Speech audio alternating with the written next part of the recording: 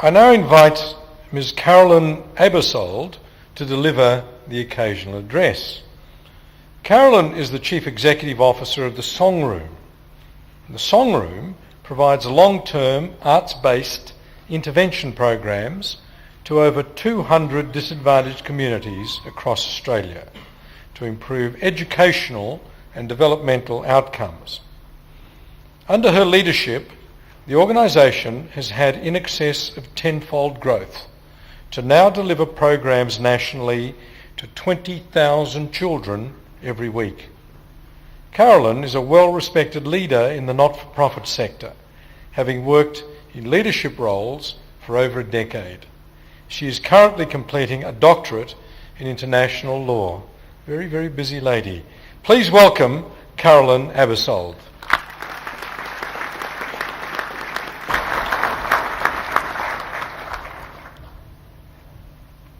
It's quite toasty up here. Chancellor, Vice-Chancellor, staff of Victoria University, friends, family members, cheer squads who've done a fantastic job. I was glad to see there was at least one whistle over there. But most importantly to the graduates here today that we're here to celebrate. I'm very honoured to have been invited to come and speak to you today and congratulate you on your educational achievements. For each of you graduating here today, this is an important milestone in your careers as you embark on a new phase of your professional journeys. And so it's important to take a moment to reflect at times like this on where you've come from and on where you're going. Along with those pesky assignments and exams that I'm sure you won't be missing at all, our time in education is filled with possibilities, hopes and expectations. As we move into professional careers though, often our focus needs to become more on making selective choices and decisions.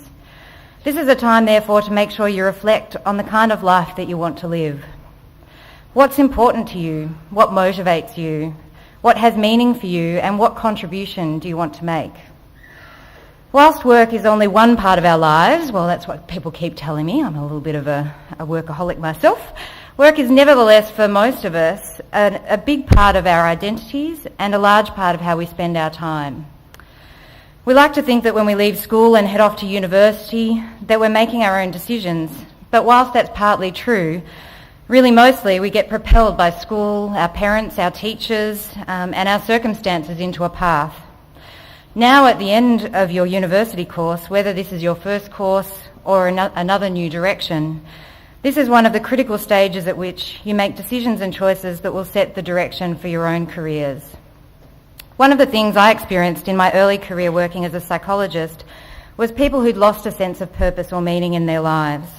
Mostly in clients, but also somewhat in my colleagues who thought that working through their personal issues through their clients would help them get through those, which I wouldn't recommend, but mostly through our clients.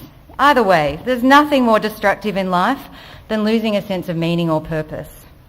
Now, I'm sure most of you are far too young to have a midlife crisis anywhere on your list of concerns, but where this crisis can often come from, in my experience of working with clients and from my experience in working with people in their careers, is that a midlife crisis can come from having spent your time wishing away the minutes of the day to leave, wishing away the days of the week till the weekend, wishing away the weeks to your next holiday, and waking up one day and realising that a good part of your life has been wished away, and perhaps the life that you're living is not the one that you saw in the hopes, dreams and aspirations that you had in your more idealistic years.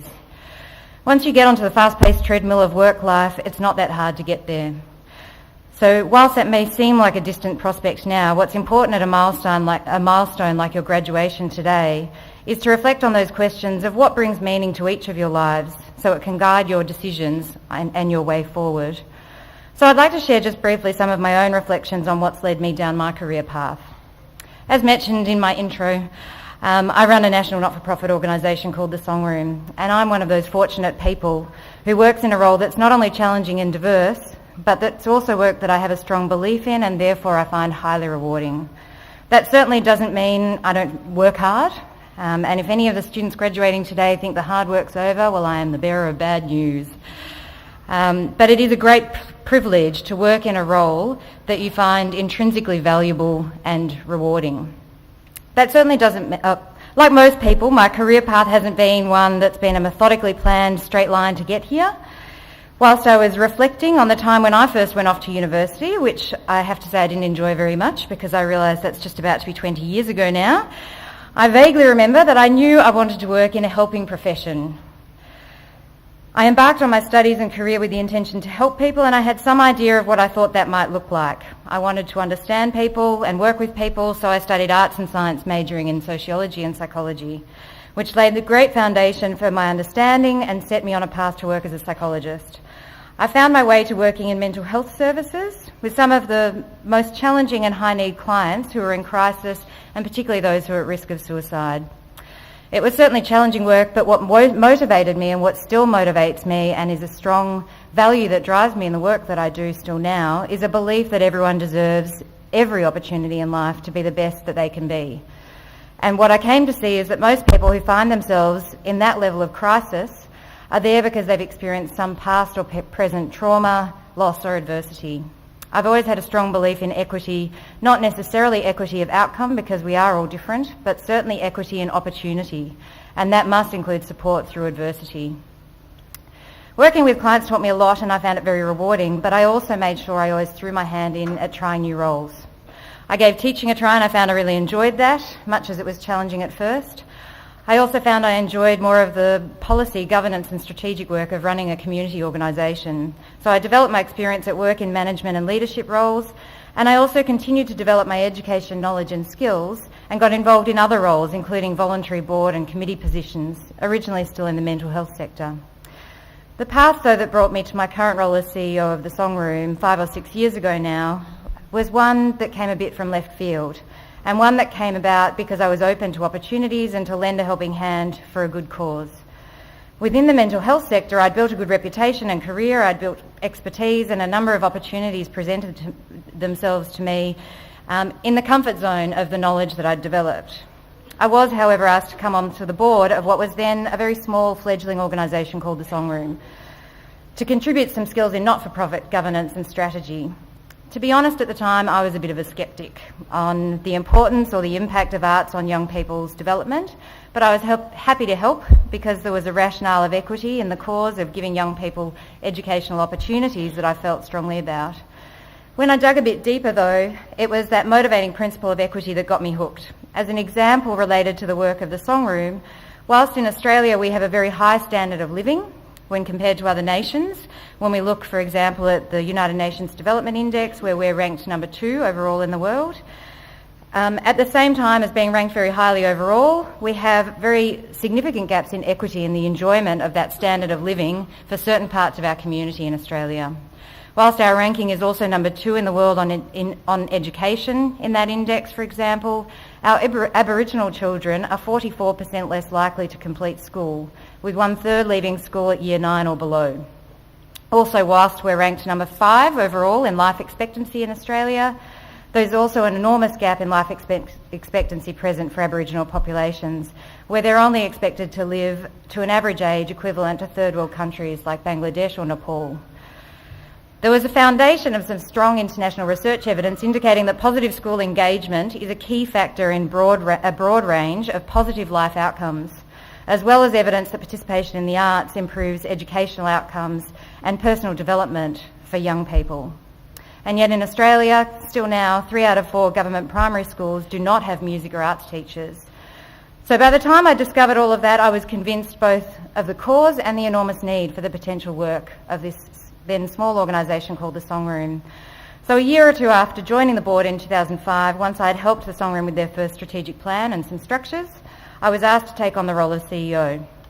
Now, it was one thing to contribute as a voluntary board member, but to leave my career in mental health and take on the role of CEO with a very small Victorian organisation of, at the time, only 1.5 staff, and in the arts education sector, particularly given I have no particular artistic talents to speak of myself, it felt like a big risk.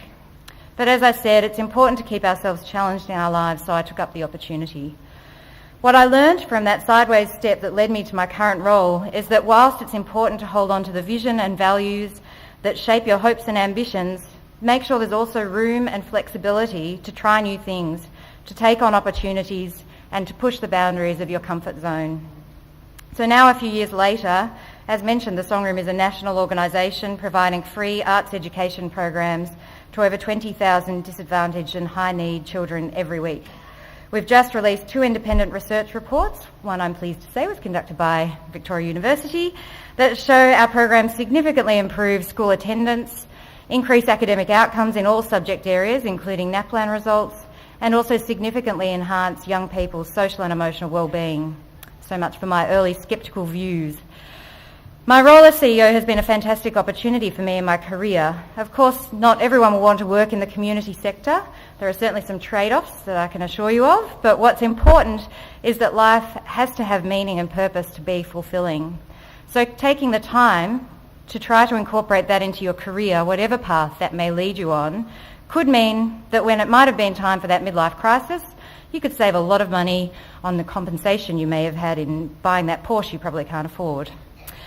So from the opportunities I've been fortunate to have in my career, the lessons I would share with you today as graduating students is to make sure you take the time and opportunities to learn what challenges, motivates and sustains you, and to do what you need to do to make sure, and to do that you need to make sure that you do things that test your boundaries.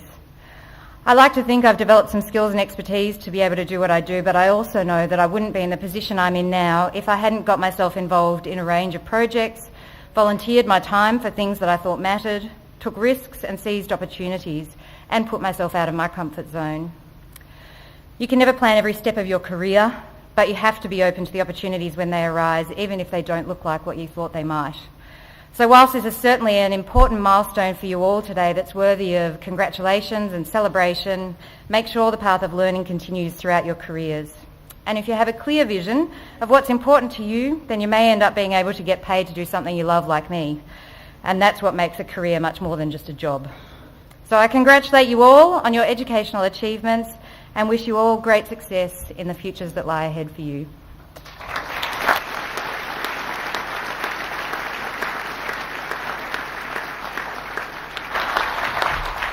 Thank you very much, Carolyn. What a wonderful role model you are. Strong set of values, a commitment to helping people in society, grasping opportunities, pushing yourself outside your comfort zone. A lot of things that I think we can look to you as an excellent exemplar.